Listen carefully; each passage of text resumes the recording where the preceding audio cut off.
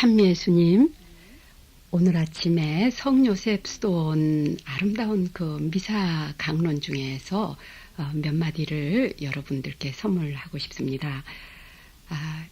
그 많은 봄꽃들 중에, 아름다운 봄꽃들 중에 전부 눈을 들어서 고개를 올려다 봐야지 볼 수 있는 꽃들이 있지만, 민들레 같은 것은 땅을 내려다만 봐야지, 내려다 볼 때 그 노랗게 피어있는 아름다운 꽃을 볼 수가 있다고요. 그래서 이 민들레에는 우리 일상생활의 하찮은 일 속에서 고개를 아래 숙이는 겸손함으로 많이 볼 수 있는 꽃. 그런데 그 꽃 속에 태양이 담기고 하늘이 담겨 있음을 보게 된다고 했습니다. 우리가 이처럼 우리 일상생활에서 뿐만 아니라 나 개인한테서 볼 수 있는 모든 것들을 하느님의 눈으로 볼 때 우리는 하느님이 창조하신 그 모든 것을 만들어 놓으시고 이에 보시니 참으로 좋았다 하시는 그 말씀을 인정할 수 있게 된다고 봅니다. 그래서 오늘 이 창세기 1장 31절의 말씀, 하느님께서 만드신 그 모든 것을 보시니 매우 좋았다 하시는 이 말씀을 여러분과 함께 묵상해 가겠습니다. 보시니 좋았다는 말씀, 지난번에도 한번 말씀을 드렸습니다마는 너무나 성서 모임 25년 역사에서 가장 많은 사람들에게 가장 큰 감동을 주었던 말씀이 이 말씀이었기 때문에 오늘 다시 한번 또 나누고 싶어서 이렇게 나누고 있습니다. 이 말씀은 저도 제가 하느님의 말씀을 처음으로 가장 감동 깊게 만났던 말씀이 바로 이 말씀이었어요. 제가 몹시 고통 중에 있었을 때, 그리고 성서라는 것도 거의 알지 못하고 있었던 그때 당시에 처음으로 창세기 1장을 소리내서 읽으면서 하느님께서 만드신 모든 것을 보시니 매우 좋았다 하시는 거, 그러면 하느님 이 나를 만들어 놓으시고도 당신은 보시니 좋았다고 하셨습니까? 했을 때 그 대답은 그렇다 했어요. 그래서 제가 저의 지나왔던 모든 일들, 저의 성격, 저의 모든 주변 환경, 이 모든 것 다 보시니 좋더라고 하십니까? 하고 쭉 나열했을 때 하느님께서는 그것이 이만저만 좋은 것이 아니라 매우 좋았다는 같은 대답이었습니다.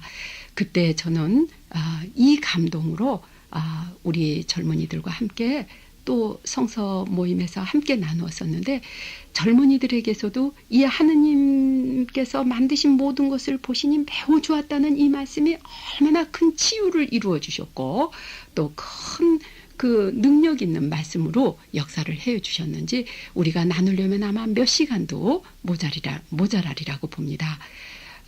그런데 저는 제가 제 자신 안에 있는 그 모든 것을 참 좋다고 하고 받아들인 그 다음에서야 다른 사람의 좋은 점들을 볼 수가 있었어요. 그리고 제가 안 좋아하는 사람들까지도 하느님 보시기에 그 사람은 어떻습니까? 했을 때 그 사람도 좋다고 하는 말씀을 들었어요. 그럴 때 하느님이 좋다고 하시는데 내가 왜 안 좋다고 해야 하나 할 때 진정으로 용서할 수가 있었고 화해할 수가 있었던 것, 이것이 우리들의 그 25년 역사 동안에 얼마나 능력 있는 말씀이었는지 모릅니다. 그런데 가장 좋은 것은, 보시기에 가장 좋은 것은 있는 그대로라는 것을 우리는 다 체험으로 알아오고 있죠. 한 가지 그 말씀을 나누고 싶은 것은, 저는 어떤 회합에서 스리랑카 신부님 한 분을 만났었는데 외모가 굉장히 왜소했어요. 키도 작고 아주 볼품이 없는 그런 분이었는데, 그분이 한 번은 얘기를 하면서 막 웃으면서 얘기를 하는데 그래요. 구두점에 신발을 사러 갔는데 신발 가게 아저씨가 자기에게 굽 높은 구두를 권하더래요. 이거 굽 높은 거 신으면 자긴 싫다 그래도 자꾸 이걸 사라고. 그래서 왜 그러느냐 그랬더니 이 굽 높은 구두를 신으면 당신이 얼마나 더 멋져 보이겠습니까? 하고 얘기를 해서, 내가 그러면 그 굽 높은 신발을 벗으면 얼마나 더 형편없이 비참해 보이겠느냐고 그런 말을 하면서 안 사신었다. 그러면서 나는 하느님께서 나를 이렇게 쬐끄맣게 왜소하게 만들어주신 이걸 보고 좋아하셨다는 걸 보고 나도 좋아한다 하는 그 신부님의 말씀을 들은 다음부터는 저는 그 신부님 볼 때마다 얼마나 그 존경스럽게 볼 수 있었는지 모릅니다. 우리는 이처럼 그 아름답게 화사하게 핀 그런 그 꽃들도 보시기에 좋지만 민들레라든지 또는 그 냉이꽃이라든지 이름 없는 그 잔잔한 그 들꽃들도 얼마나 하느님 보시기에 좋은가. 그러면 내가 있는 자리에서 떳떳하게 하느님께서 만들어주신 나 그대로의 성격이나 나 그대로의 모든 생김이 하느님 보시기에 참으로 좋고 또 상대방도 다른 사람들도 있는 그대로가 참으로 좋다는 것을 받아들일 때 우리들의 대인관계는 참으로 밝아지고 또 내 자신이 이 하느님의 말씀으로 커다란 힘을 새로운 힘을 받게 되리라고 봅니다. 우리가 많은 경우에 나는 왜 이러나 하고 비교하고 또 다른 사람을 부러워하고 하는 이런 그 또 자기 열등감을 가지고 하는 것들이 하느님께서 보시는 눈으로 하느님 보시기에 참 좋더라고 하셨는데 그 눈으로 보지 않고 뭔가를 삐뚤어진 눈으로 보기 때문에 자꾸 하느님은 좋더라 하셨는데 나는 안 좋더라 하는 것이 아닌가 싶습니다.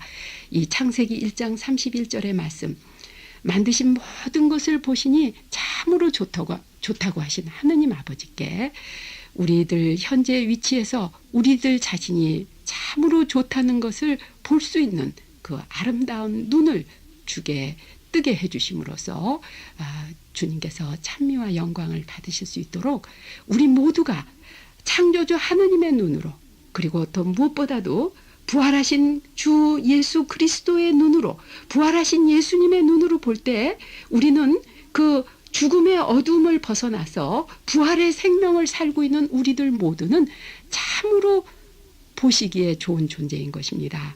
그래서 이것이야말로 죽음을 이긴 그 부활을 체험한 사람들의 그 찬미가라고 봅니다. 창세기 1장 31절의 말씀 하나님께서 만드신 그 모든 것을 보시니 참으로 좋더라고 하신 이 하느님의 말씀이 우리들 각자에게 기쁜 소식으로 울려 퍼지기를 빌면서 주님은 세세의 찬미와 영광을 받으소서. 아멘. 참매 예수님, 하늘에 크고 작은 광채를 매달아 놓으시고 땅에 온갖 생명체들을 만들어서 축복하신 창조주 하느님께서 애청자 여러분 모두를 축복해 주시기를 빌면서 오늘은 창세기 1장 1절에서부터 2장 4절 전반부까지의 그 창조 이야기를 봉사하겠습니다. 하느님께서 이 처음에 빛을 만들어 놓으신 다음에 그 여러 가지를 쭉 이제 창조를 하고 계시는데 여기서 그 창조의 순서가 쭉 나오고 있죠. 근데 이것도 또 과학적으로 무엇이 먼저고 또 무엇이 나중이냐 이런 거 과학서가 아니라는 거 말씀드렸습니다. 그리고 또 여기에서 말하는 하루가 우리가 말하는 24시간의 하루가 아니라는 것도 아시겠죠. 이것은 말하자면 창세기를 지난 시간에 이스라엘이 그 하느님의 메시지를 역사 안에서 새롭게 듣기 위해서 거듭 다시 썼다 그랬는데 창세기 이 모세오경이 최종 저술되던 그때 당시에 저술 우도 중에 가장 중요한 것이 뭔가 하면 이스라엘 백성들에게 하느님께 대한 그 올바른 신앙을 제대로 잘 지켜나가기 위해서 안식일이 얼만큼 중요한가 하는 그 안식일의 중요성을 강조하기 위해서 그 이스라엘의 사제들이 바빌론 유배 때 모세오경을 최종 편집했다고 하지 않았습니까? 그러면 창세기 1장에서의 아주 중요한 목적이 어디에 있는가 하면은 2장 4절 그 전반부에 보면 하느님께서 일곱째 날에 그 모든 것을 다 만드시고 쉬셨다고 하는 하느님이 그 쉬셨다는 데 굉장히 중요한 관점이 있거든요. 그러니까 하느님께서도 쉬셨는데 그리고 하느님께서 이 날을 거룩한 날로 축복하셨기 때문에 우리가 쉬지 않으면 안 된다는 것 그리고 이 날을 하느님을 공경하는 날로서 정해서 안식일을 잘 지켜야 된다는 그러한 그 목적이 창세기 1장의 그 창조에 전반적으로 담겨 있는 중요한 사상이라고 볼 수가 있겠어요. 그러면 우리는 여기서 이러한 그 하느님의 창조 이야기를 성서 저자를 통해서 들으면서 우리는 하느님의 날인 주일을 어떻게 제대로 지키고 있는가 하는 것도 또 생각을 해봐야 되겠습니다. 그러면 주일은 그냥 노는 것만이 주일이 아닙니다. 쉬는 것만이 주일이 아니라 하느님께서 그 날을 거룩한 날로 축복을 해주시고 하느님의 날로 거룩하게 쉬라고 말씀을 하셨어요. 그러면 사실상 쉼이 필요한 사람들은 늘 쉬고 있는 부자들, 늘 쉬고 있는 그 노는 사람들이 필요한 것이 아니라 정말 힘들게 노동했던 사람들, 가난한 사람들, 또 힘들게 일하는 그 짐승들까지라도 이런 그 힘든 생명체를 하느님께서 사랑하시는 그 사랑으로 쉬게 하시는 것입니다. 그래서 이 안식일의 중요성이 창세기 1장의 창조 이야기에서 상당히 중요한 대목이라고 볼 수 있겠어요. 그러면 우리는 주일을 어떻게 거룩하게 지내고 있는가? 주일을 놀러 가기 위해서 그냥 토요 특전 미사를 하고 하루 종일 주일에 하나님 생각 한 번도 하지 않고 미사만 달궁하고서 그냥 쉬는 것이 아니라는 뜻이 되겠습니다. 생명을 만들어 놓으시고 축복해 주시는 그 하느님의 의도대로 우리가 생명을 재창조하기 위한 쉼이 되어야 되겠고 또 하느님을 생각하는 그러한 쉼이 되어야 되겠습니다. 그러면 이러한 그 1장의 창조 이야기가 여러 단계를 통해서 쭉 나오고 있는데 그 빛의 창조라든지 그 여러 가지 창조 그 단계가 나오면서 하느님께서 매번 보시니 좋더라 하시는 이 축복의 말씀을 주고 계시죠. 그런데 하느님께서 1장 20절 22절에 보면 생명체를 만들어 놓으시고 바다의 물고기와 공중에 나는 새들을 만들어 놓으시고 처음으로 축복을 주십니다. 보시니 좋더라 할 뿐만 아니라 축복을 해주시는데 그 축복이 뭔가 하면 번성하고 온 땅을 채우라, 온 바다를 채우라 하는 그 번성하라는 축복을 주셔요. 그리고 여섯째 날에 동물과 또 인간을 만들어 놓으시고도 인간에게 주시는 축복 역시 자식 낳아서 번성해서 온 땅을 채우라는 그런 축복입니다. 그런데 여기서 우리는 하느님의 축복이 이렇게 온 땅을 채우라는 번성의 축복인데 여기 우리 창세기의 그 하느님 인간에게 주시는 축복과 사명 28절에 나오는 그 사명인데요. 땅을 정복하여라. 그리고 모든 이 생명체를 부려라 하시는 이 하느님의 말씀을 잘못 오해를 많이 합니다. 이렇게 정복하고 부리라는 것을 총칼을 들고 정복하는 어떤 그 식민주적인 군사적인 정복으로만 생각을 하기 때문에 일부 자연 종교를 주창하는 분들 중에서 숲의 종교, 소위 말하자면 그 평화주의적인 그런 종교와 사막의 종교는 이렇게 창세기에서부터 정복하고 다스리라 했기 때문에 역사적으로 보면은 이런 그 무서운 전쟁이라든지 정복의 역사가 성서의 역사다 하는데 그런 면이 없지 않아 있지만 이것은 정말 하느님의 이 축복을 잘못 알아들은 것입니다. 정말 정복하는 것은 이렇게 그 무기로 정복하는 것이 정복이 아닙니다. 이것은 억압이고 누르는 것이지 참으로 정복하기 위해서는 그 마음을 정복하기 위해서는 사랑으로 정복을 해야 됩니다. 그러니까 이 마태복음서 5장에 보면 마음이 온유한 자가 땅을 차지했다는 이 온유하고도 통하는 것입니다. 진정으로 사랑할 때만이 완전히 정복할 수 있습니다. 이것은 하느님의 그 축복하고도 이어지는데 하느님께서 그렇게 자연을 파괴하고 생명체를 살상하라는 그런 정복을 말씀하시는 것이 절대로 아니고 자식을 낳아서 온 땅을 채우라. 새끼를 낳아서 번성하라 하는 이런 그 축복을 주신 것하고 인간에게 주시는 그 사명이 정복하고 다스리라는 것은 사랑으로 이 모든 생명체들을 키우고 다스리라는 그런 말이 되겠습니다. 요즘 심각해가는 이 환경 파괴와 자연의 파괴와 살상의 문제들 이런 모든 것이 이 창세기에 정복하고 다스리라는 것이 하나님께서 주시는 우리에게 사랑으로 정복하라는 그 말씀인 것을 잘못 알아들은 그런 소치라고 봅니다. 어거스틴도 사랑하라. 그러고 나서 모든 것을 너가 하고 싶은 대로 하라는 말씀이 바로 이 말씀입니다. 창조주 하느님께서 주시는 사랑으로 우리가 모든 것을 정복하고 하느님께 영광 드리게 하소서. 아멘.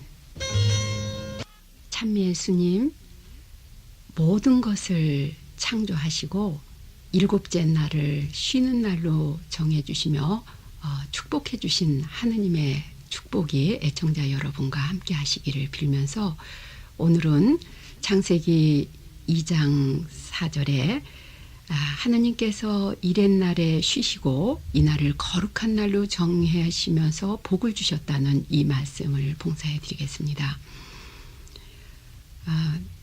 그 성서 전체를요, 한마디로 요약하라면 여러분 무슨 말로 하실 수 있겠어요? 저는 이 원고를 준비하면서 다시 생각을 해봤는데 계약이라는 두 마디로 요약이 될 것 같아요. 예수님을 중심으로 해서 예수님 이전에 그 하느님께서 인간과 맺어주신 계약을 구약이라 하고 예수님 이후에 맺어주신 것을 신약이라고 하죠. 그러면 여기에 이 안식일이라는 거, 이것은 이스라엘 백성을 통해서 하느님께서 우리 인간과 맺어주신 계약의 표시 중에 대단히 중요한, 아마 가장 중요한 그런 표시가 아닐까 생각을 합니다. 이 안식일, 그러니까 유대인들이 왜 그렇게도 이 안식일을 중요시 여겼던가, 또 성서가 왜 이렇게 안식일에 대해서 강조하는가 하는 그것은 바로 하느님께서 이 모든 그 창조를 마치신 다음에 그 제7일에 일곱째 날에 쉬시면서 그날을 거룩한 날로 축복해 주셨기 때문에, 그리고 그것을 당신의 계약의 표시로 삼아 주셨다는 이런 것 때문에 이렇게 중요하다고 보겠습니다. 그러나 우리가 그 하느님의 계약이 무엇인지, 사랑의 하느님께서 우리 인간들에게 사랑으로 맺어주신 그 계약이 무엇인지 그 근본 정신을 알지 못하면서 외적인 규정에만 얽매일 때는 바리사이들이 예수님께 야단 맞았던 것처럼 그렇게 그 위선적인 또는 외적인 형태로 흘러가게 된다고 봅니다. 예수님께서 마르코복음서에 말씀하시듯이 안식일이 사람을 위해서 있는 것이 아니라 사람이 안식일을 위해서 있는 것이다. 사람의 아들은 안식일의 주인이다 하고 말씀하셨던 의미가 바로 여기에 있는 것이죠. 그러면 하느님께서는 이 일곱째 날을 거룩한 날로 정하시고 복을 주셨다 그랬는데 그 복이 어떤 복인가? 첫 번째로 쉼을 주신 것이라고 봅니다. 그러면 인간에게 있어서 이 휴식이라는 것, 쉼이라는 것은 복입니다. 하느님께서 주신 축복이에요.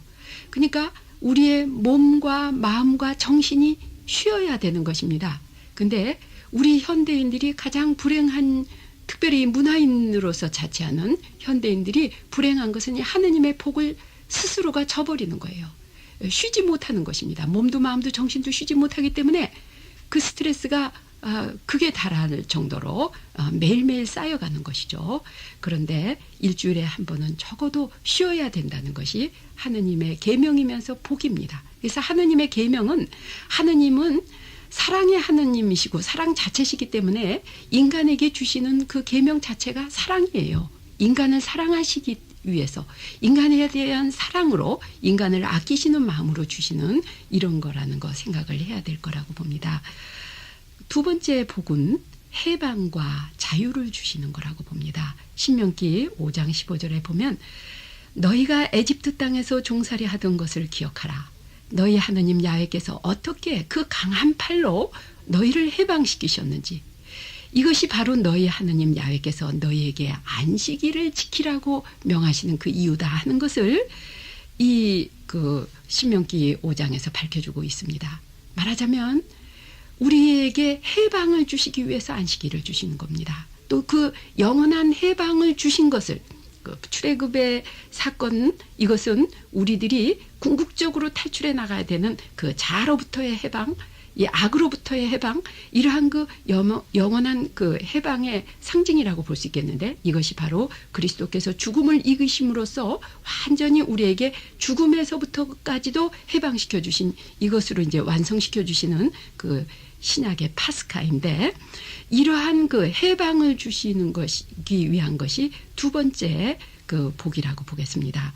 그러면은 여기 출애굽기 31장이라든지 신명기 25장이라든지 여러 가지 이 안식일이 하느님 계약의 표시다. 이런 것을 강조하고 있어요. 그래서 이 계약이라는 것이 바로 우리에게 이 해방을 시켜주시고 우리가 묶인 것에서부터 풀어주신다고 그랬는데, 그러면 우리 자신 개인으로만 묶인 것을 풀어주시는 것이 아니라 사회적으로 묶인 것도 풀어주시는 것입니다. 이것이 안식년이고, 또 이 안식년 7번째 돌아오는 이 해를 7번 거듭했던 49년째, 50년째 거룩한 희년을 선포하는 것이 바로 이 안식일의 정신이라고 보겠습니다.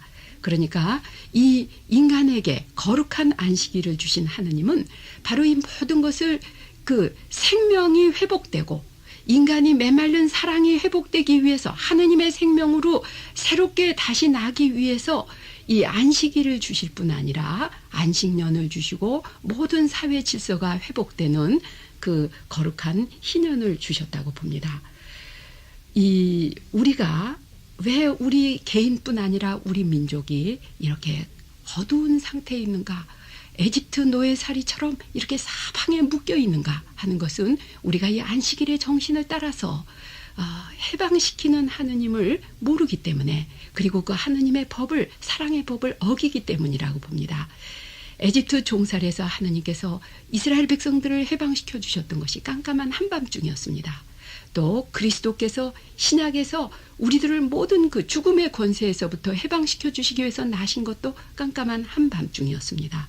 우리 민족의 이 깜깜한 한밤중에 우리 민족을 밝혀주시고 우리 개인을 밝혀주셔서 참으로 우리가 개인이든 민족이든 공동체든지 간에 정말 그 주님께서 주시는 이 안식일의 정신, 쉼의 축복을, 그리고 우리 개인이나 공동체가 이 모든 그 얽매임에서부터 해방되는 이러한 그 안식일의 축복을 받을 수 있도록 우리가 함께 기도해 나가야 된다고 보겠습니다.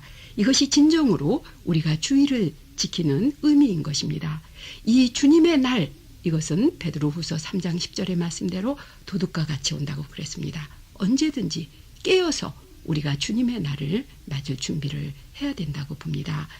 안식일의 주인이신 주님께서 여러분 모두를 축복해 주시기 빕니다. 아멘.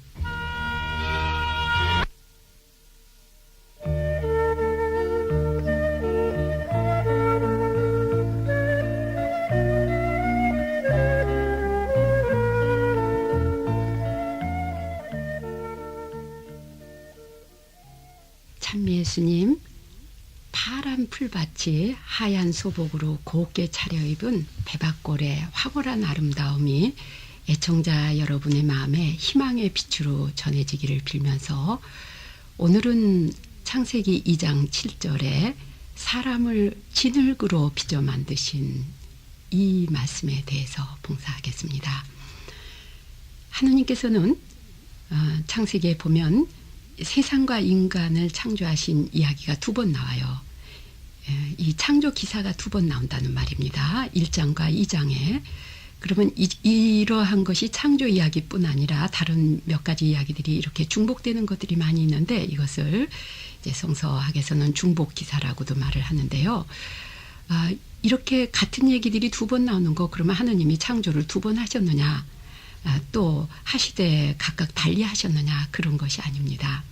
하느님께서 우주 만물과 인간을 창조하셨다는 이 그 진리를 표현하는 데 있어서 창세기가, 이 성서가, 구약 성서 전체가 그러하지만 특별히 이렇게 모세오경은 이스라엘 백성들 그 민족 안에서 전해 내려오는 전승문학이라고 그랬죠.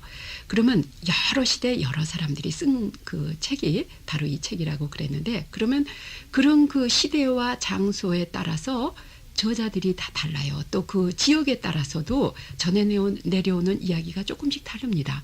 마치 이것은 우리가 똑같은 미사의 신비를 표현하면서도 우리 작곡자에 따라서 다 아주 곡이 다르죠. 다 아름다움이 독특합니다.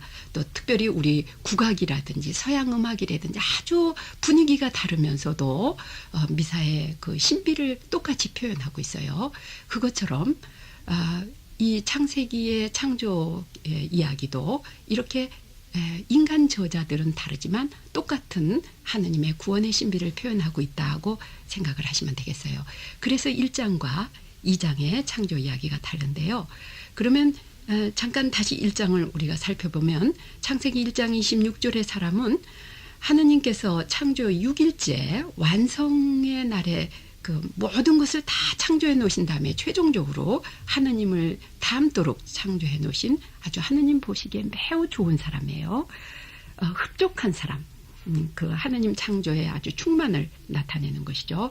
그래서 골로사에서 1장 15절에도 그런데 바로 이 하느님의 충만된 모습이 누군가 하면 그리스도 안에서 완성되는 것입니다.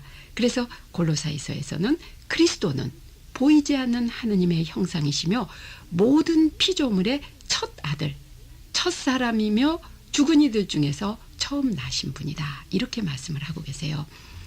그래서 이 창세기 1장에 완성된 사람, 이 완성된 인간은 그리스도 안에서 완성이 되는데 그리스도를 머리로 한 우리들의 모든 신비체가 우리 그 그리스도교 공동체, 우리 인류 공동체가 바로 이 완성된 하느님의 모습인 것입니다. 그래서 이 하느님께서 인간을 이렇게 남자와 여자로 만드셔서 사람이 됐다, 사람을 만드셨다 했는데요. 이것이 바로 하느님의 사랑에서 나온 창조라고 봅니다. 우리말도 참 하느님 같은 말, 하느님에게서 나온 말씀인데 저는 이 사람하고 사랑하고가 발음이 참 같은 거 있죠. 재미있죠. 사랑으로 우리가 숨을 쉴 때 사람입니다.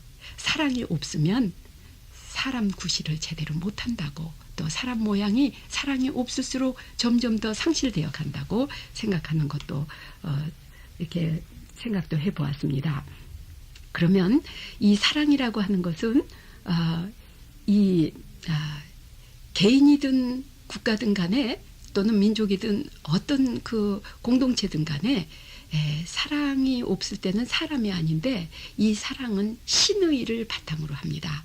그 신의를 저버리게 되는 것이 바로 창세기 2장에 나오는 인간의 불행인 것이죠.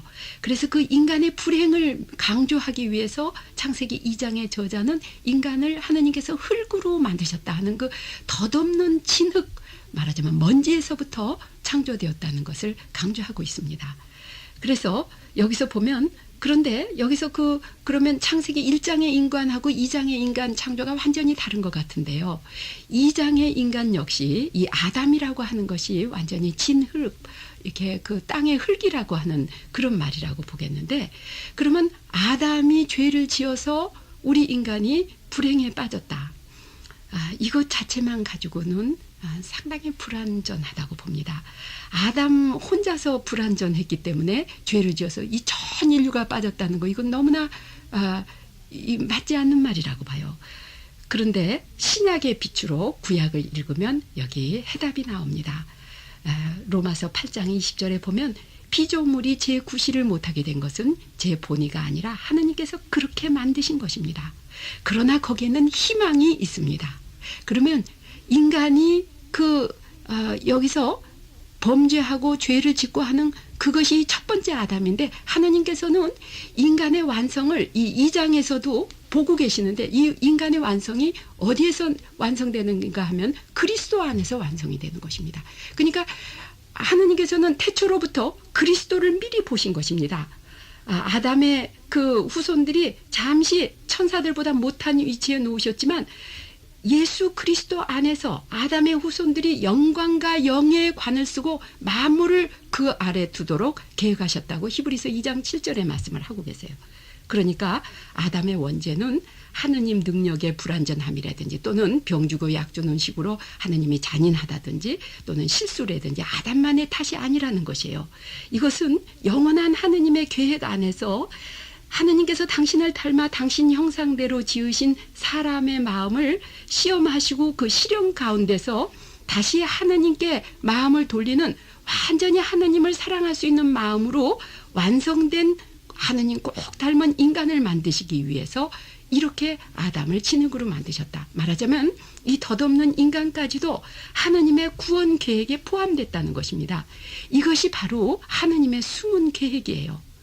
이것을 깨달은 사람이 어거스틴인데 성 아우거스티노는 오 펠릭스 꿀바, 오 복된 허물이요. 왜 그런가 하면 그 구세주를 우리에게 내리게 했기 때문에, 나오시게 했기 때문에, 그러니까 그 하나님의 완성된 가장 하나님 닮은 그 구세주를 우리에게 주셨기 때문에 이것은 복된 죄라고까지 얘기를 한 것입니다. 우리에게 흙으로 만들어 주셨지만 우리를 축복해 주시는 하나님 찬미 받으소서. 아멘.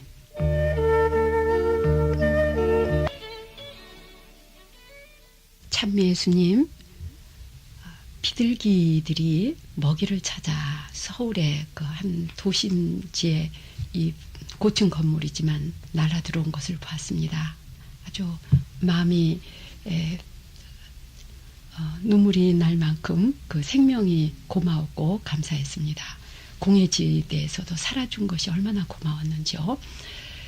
여러분들에게 하느님의 숨이 충만하시기를 빌면서 오늘은 창세기 2장 7절의 말씀을 봉사하겠습니다. 하느님께서는 진흙으로 사람을 빚어 만드시고 그 코에 입김을 불어넣으시니 사람이 되셨다고 하셨습니다. 진흙으로 사람을 빚어 만드신 것에 대해서 지난번에 말씀을 드렸는데요. 이렇게 덧없는 사람에게 하느님의 숨이 불어넣어질 때 인간이 사는 존재가 되었다. 살아있는 생명체가 되었다. 이렇게 말을 하고 있습니다. 그래서 인간은 하느님의 숨을 받아서 하느님의 숨으로 호흡하는 그런 존재라는 말입니다. 말하자면 하느님의 숨이 없는 인간은 단지 먼지에 불과하고 진흙덩어리에 불과하다는 그런 말이 되겠어요. 그러면 이 모든 인간이 숨을 쉬고 있다고 해서 이건 물리적인 숨, 육체적으로 숨만 쉰다고 해서 그것이 진정한 의미에서 사는 것은 아닙니다. 우리 인간의 아주 전형적인 완성된 모습이 예수 그리스도시라고 그러셨는데, 이 예수님은 완전히 숨이 끊어졌다가 죽으셨다가 다시 하느님의 숨으로 생명 있는 존재가 되셨던 첫 번째 인간인 것입니다. 그래서 우리 역시 이 생명으로 부활할 것을 믿는다는 것이 고린도전서 15장에서도 우리 그 부활 신앙에 대한 고백으로 사도 바울로가 가르치고 있죠. 그러면 여기에서 이 하느님의 숨이라는 거 오늘 한번 함께 생각해 보고 싶습니다. 우리는 이 하느님의 숨으로 창조된 인간인데, 하느님께서 숨을 거두시면 흙으로 돌아가 버리고 맙니다. 오직 지혜를 지닌 사람만이 이 자기 숨이 얼마나 길지, 이 숨에 대한 그 날수를 알고 있습니다. 그러나 우리가 지혜가 없을 때는 그 미련한 자들은 자기가 언제까지나 숨쉬고 살 수 있을 것이냐 긁어 모으고 욕심을 부리고 합니다. 그래서 불교에서도 이 탐진치가 인간 번뇌의 근원이라고도 말하지 않습니까? 탐욕과 분노와 어리석음, 이것은 다 인간이 자기의 그 숨이 제한돼 있고 언젠가는 금방 끝날이라는 것을 모르는 데서 나온 그 어리석음이라고 봅니다. 그래서 우리가 개인이 이렇게 탐욕과 분노와 어리석음에 빠지면은 개인이 불행이고, 가정에서 식구 중에 누가 하나가 빠지면 그 가정이 불행해지고, 국가나 정치 경제 지도자들 중에서 이 탐진치에 빠지게 되면 온 국가가 불행해지는 것이 바로 이러한 것이라고 보겠습니다. 그러면 우리는 이것을 어떤 그 개개인의 탓에만 돌릴 것이 아니라 우리 모두의 어떤 그 교육의 큰 결함이라고도 보겠습니다. 우리나라 교육, 성공 위주의 교육입니다. 어디 가든지 우리는 필승이라는 것을, 그런 단어를 잘 봅니다. 수단 방법을 가리지 않고 이기면 된다는 그런 개념이 들어가 있는 것 같아서 아주 섬찟해집니다. 그래서 성취라든지 성장, 이 물질의 축적, 이러한 그 결과는 어리석은 국민을 만든 것입니다. 어리석은 국민이 어리석은 국민의 지도자들을 만든 것입니다. 이것은 우리 탓입니다. 그래서 우리 한국 국민이 그렇게 훌륭한 하느님의 모상을 지녔음에도 불구하고 허세와 허영과 사치로 세계적으로 어리석은 짓을 그런 일을 많이 하는 것은 바로 우리가 하느님의 수음을 의식하지 못하기 때문에 그렇습니다. 그러면 우리는 이제부터 우리 자녀들에게 우리 스스로뿐 아니라 우리 자녀들에게 숨쉬기 교육부터 시켜야 되겠습니다. 숨을 어떻게 쉴 것인가? 날수 셀 줄 알기를 가르쳐 주소서. 오직 지혜로운 자만이 이 숨이 언젠가 그리고 아주 머지 않아서 금방 끝난다는 이것을 알 수 있는 것이 바로 지혜를 가르치는 교육입니다. 그러니까 우리가 이 날수 셀 줄을 모르는 이 어리석음 때문에 오늘날 우리나라가 이렇듯이 큰 혼란 속에 빠져 있다는 것을 우리는 생각해야 되겠습니다. 우리 스스로가 숨쉬기를 다시 배우고 우리 자녀들에게 날수 셀 줄을 가르치지 않을 때 우리나라의 불행은 양상이 달라질 뿐이지 이것은 영구히 계속되고 우리가 망할 때까지 계속되고 만다고 봅니다. 창세기 6장 3절에 보면 하나님께서는 이 인간들을 만들어 놓으시고 공연히 만들었구나. 내가 이 인간들을 만드는 것을 후회하신다는 것이 몇 번씩 나옵니다. 그러니까 세상이 죄악으로 가득 차고 사람마다 못된 생각을 하는 것을 보시고 왜 사람을 만들었던가 싶으셔서 마음이 아프셨다 그러셨어요. 마음이 아프신 하느님이십니다. 우리가 숨쉬기를 잘못하기 때문에 그리고 숨쉬는 날을 셀 줄을 모르기 때문에 우리는 인간의 마음이 아플 뿐 아니라 하느님의 마음까지도 아프게 한다는 거. 그래서 우리는 이 사람의 이 악함, 이기심, 탐욕이 극에 달할 때 얼마나 그 썩는 냄새를 내게 되는지 창세기 6장에서 말하는 대로 이 인간이 썩는 냄새를 낼 뿐 아니라 우리들의 공기와 물과 흙과 이 순수한 자연 환경까지도 썩는 냄새를 냅니다. 숨이 막혀서 질식할 상태가 되는 것입니다.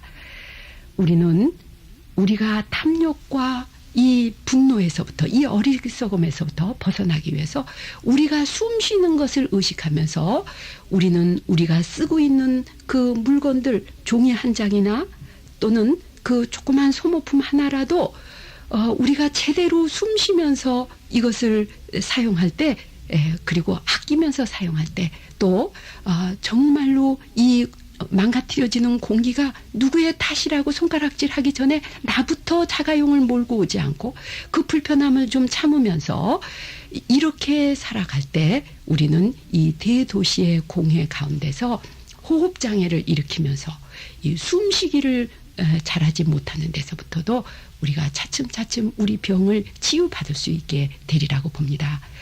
우리 인간에게 생명의 숨을 불어넣어 주시는 하느님께 우리가 간절히 탄원의 기도를 드리면서 감사드립니다. 아멘.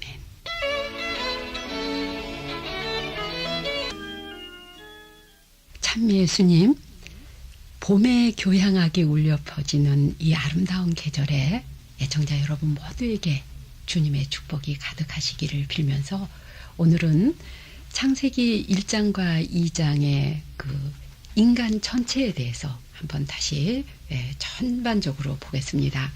1장에서는 하느님의 존엄한 모습으로 창조된 인간이 얼만큼 하느님의 모상을 닮은 큰 존재였던가 하는 것을 우리가 지금까지 보았었고 2장에서는 덧없는 인간, 흙으로 창조된 그런 그 아담에 대해서 우리가 묵상을 했었습니다. 그런데요, 1장이든 2장이든 그러니까 하느님의 모상으로 창조된 그 1장의 인간이든 덧없는 2장의 인간이든 간에 공통적인 요소는 무엇인가 하면 하느님께서 그 인간을 기가 막힌 사랑으로 또 창조의 절정으로 만들어 놓으시고 그 하느님께서 인간과 특별한 관계를 맺어주셨다는 것, 이것이 너무나 놀라운 계시 진리인 것입니다. 그러면 너무나 보잘것없는 인간인데도 불구하고 그 인간과 하느님께서 대화를 하시기 시작하신 것, 그리고 인간의 그 구체적인 삶에 들어오셔서 아주 구체적으로 관여하시고 개입하시고 모든 것을 함께 하시는 그 하느님은 사랑이시라는 것을 성서를 읽으면 읽을수록 느낍니다.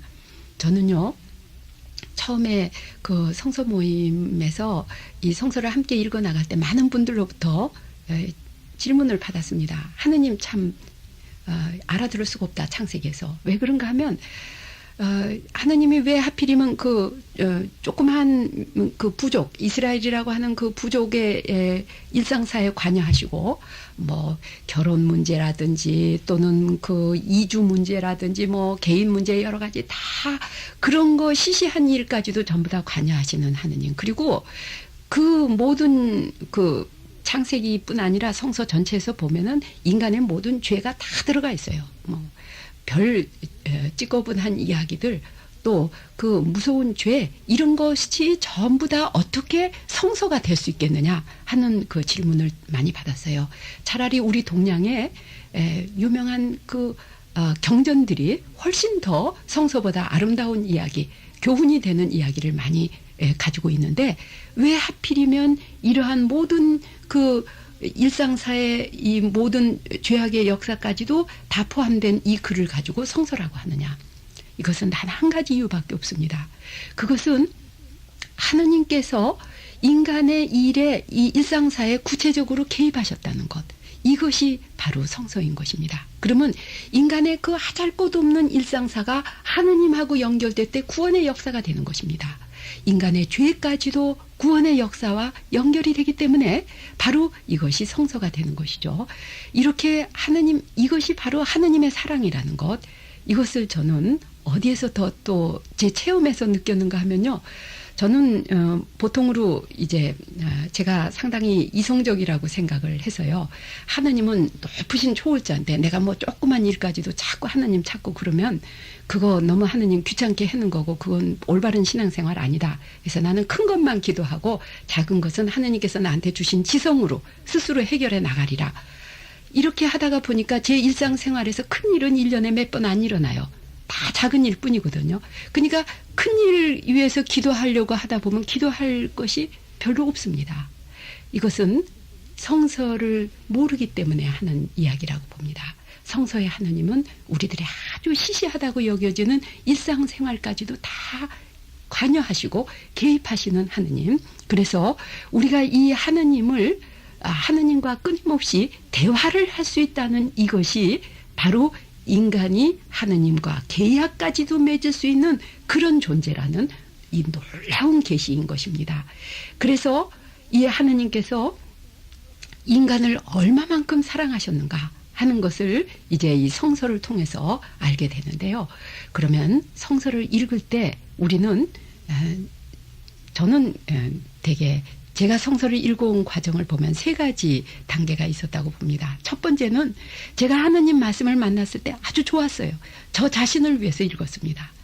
두 번째, 아주 오랜 기간 동안 저는 성서를 물론 저 자신을 위해서도 읽었지만 다른 사람을 위해서 읽었어요. 강의를 한다든지 다른 사람들에게 성서 강좌를 하기 위해서 그 노트 준비를 하면서 많은 해설서를 보면서 또 많은 학자들의 이야기를 공부해 가면서 다른 사람들에게 말하기 위해서, 봉사하기 위해서 읽었거든요. 그런데 얼마 전부터 저는 성서는 그 두 단계를 거칠 필요도 있겠지만 정말로 성서의 메시지를 제대로 알아들으려면 하느님의 마음으로 읽어야 된다고 봅니다.